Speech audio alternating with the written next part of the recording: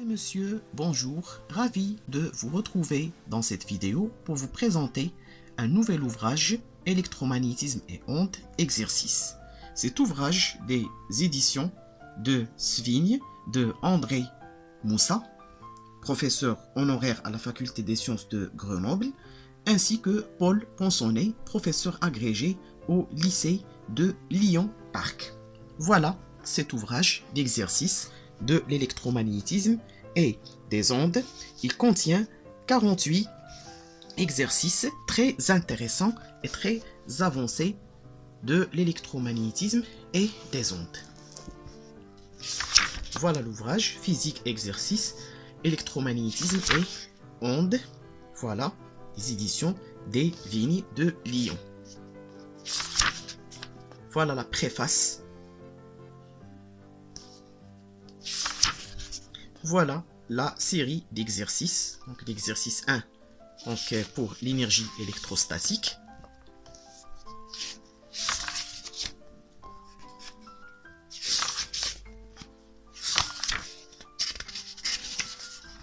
Voilà l'exercice 2 ou bien la série B, le potentiel vecteur. Exercice 2 aussi. Exercice 3, le champ uniforme. Le potentiel vecteur d'une nappe plane indéfinie du courant superficiel uniforme de densité JS par unité de largeur.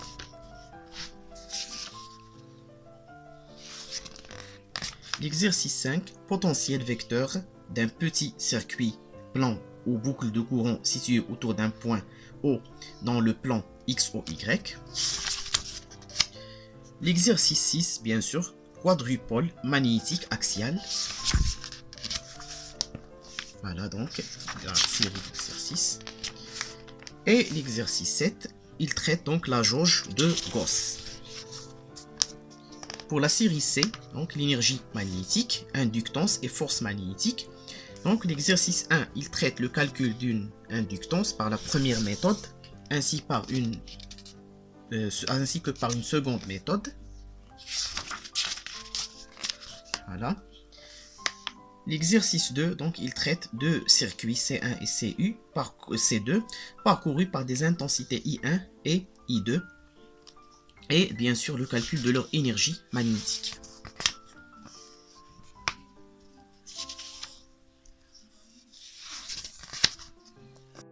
Voilà donc pour le circuit seul.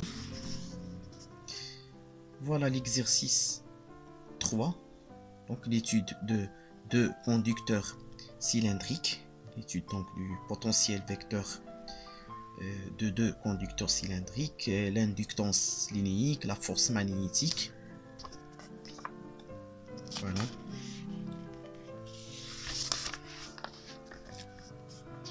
Voilà l'exercice.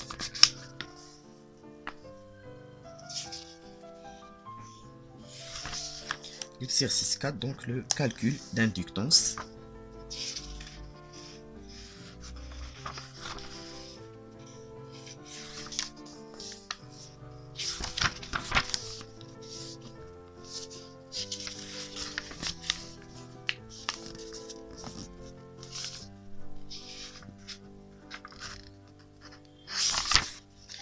La série D, la représentation complexe des ondes planes progressives sinusoïdales. C'est donc l'application de l'opérateur vectoriel Nabla donc, et son équivalence avec la multiplication par le vecteur, bien sûr, l'imaginaire, le produit de l'imaginaire et le vecteur d'onde. Voilà ici donc l'étude par la méthode complexe des propriétés de l'onde plane progressive sinusoïdale dans le vide à partir des équations de Maxwell. Ici donc la polarisation d'une onde plane progressive sinusoïdale. Ici la polarisation d'une onde. Et la caractérisation bien sûr de la polarisation elliptique. Voilà le lame de quart d'onde et la lame plus au quart d'onde et la lame demi-onde.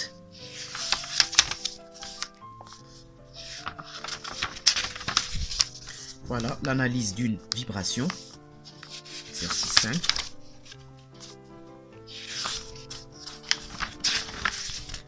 et la matrice de cohérence, bien sûr, pour l'exercice 6.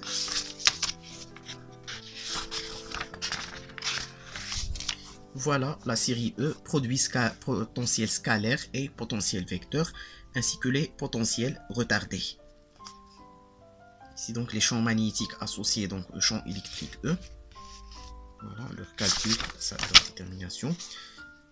Ici, donc la détermination du potentiel scalaire et du potentiel vecteur du champ à partir du champ électrique d'une onde électromagnétique plane sinusoïdale progressive. Exercice 3, le dipôle oscillant, donc le dipôle de Hertz. Ici, l'application au dipôle sinusoïdal. Ici, le champ électrique du dipôle et le champ magnétique, bien sûr, du dipôle. Ici, la puissance instantanée rayonnée, donc déduite à partir du vecteur de Poynting. Voilà donc la puissance électromagnétique rayonnée qui dépend de la quatrième puissance de la fréquence. Donc c'est la fameuse formule de Larmor. Ici le rayonnement du dipôle électrique à charge pulsante immobile. Exercice 4. Et l'exercice 5 développe des notions sur les antennes, bien sûr sur une antenne, ainsi que sur le dipôle de Hertz et sur le vecteur de Hertz. Voilà ici le rayonnement du dipôle magnétique.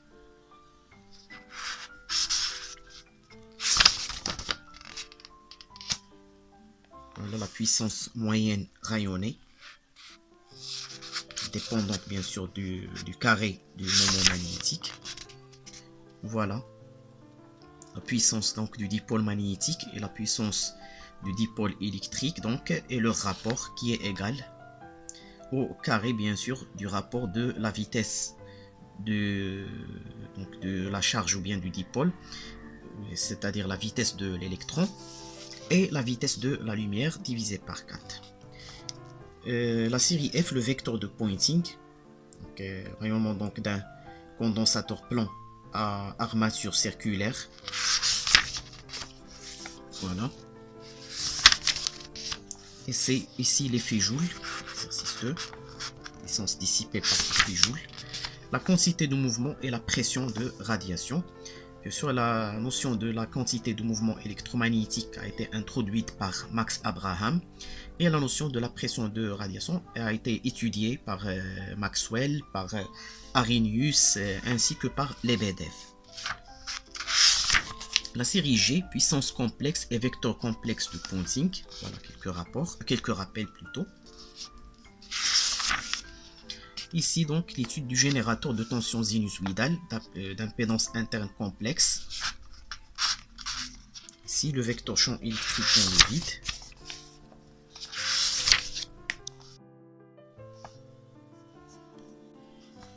Voilà l'exercice 3. Donc, des conducteurs donc cylindrico-axiaux.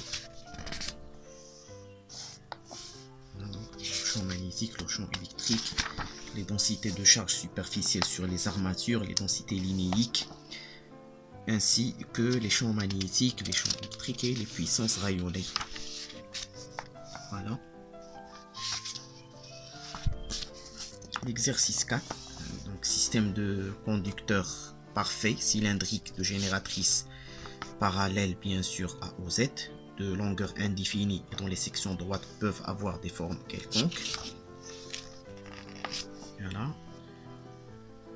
Une onde progressive donc à la vitesse de la lumière C et à la vitesse du groupe. Ainsi qu'un complément, donc le calcul du flux du vecteur complexe de Poynting qui sort d'une surface fermée contenant un milieu matériel à partir des champs électriques et des champs magnétiques. La série H, donc les ondes électromagnétiques dans un milieu matériel, donc milieu imparfaitement conducteur pour l'exercice 1.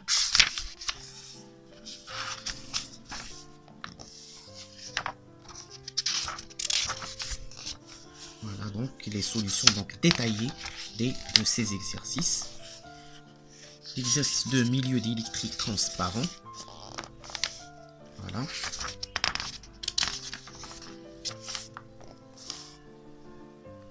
Ok, ici donc on retrouve la loi de Descartes, bien sûr, de réflexion et de réfraction. Ici, pour un milieu diélectrique imparfait, voilà, la théorie électronique classique de la dispersion ici. Série I, bien sûr, en diverses lignes électriques à deux fils. Voilà.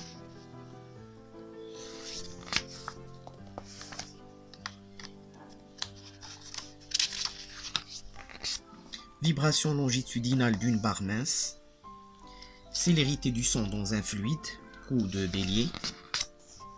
Voilà, des exercices sur les ondes.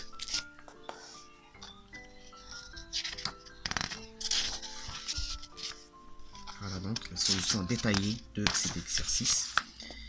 L'exercice 4, donc les ondes sonores sphériques.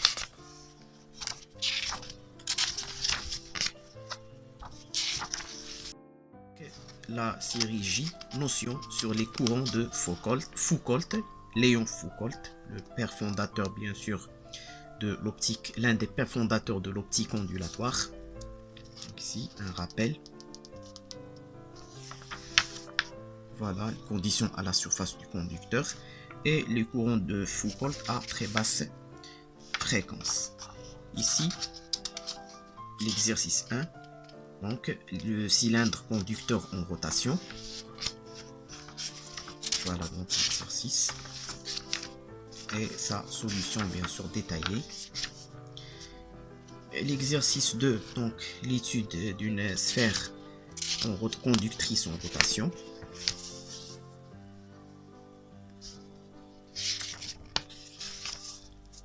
Voilà donc l'exercice.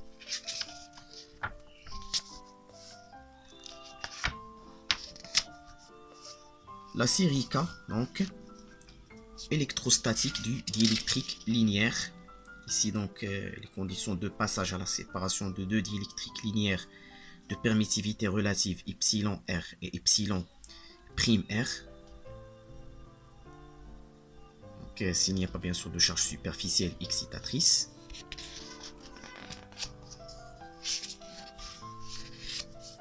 Exercice 2, donc le potentiel produit en tout point dans l'espace de charge de densité volumique ρ, x, y, z répartis dans la zone où z supérieur à 0. Ici, la couche diélectrique sphérique, exercice 3. Et un appendice, donc 3 problèmes. Ici, le champ électrique et magnétique créé par une charge ponctuelle au mouvement rectiligne uniforme dans un référentiel galiléen. Voilà, on retrouve donc dans le cas stationnaire le champ électrostatique de Coulomb et le champ de Biot-Savart. Donc voilà la fin de cet ouvrage. La table des matières. Voilà, donc c'est un ouvrage fort intéressant, donc de 48 problèmes et de 190 pages. Si vous avez des remarques ou des suggestions, bien sûr, nous sommes heureux de les recevoir dans vos commentaires. Merci de votre attention et attendez-nous dans une nouvelle vidéo. À bientôt et au revoir.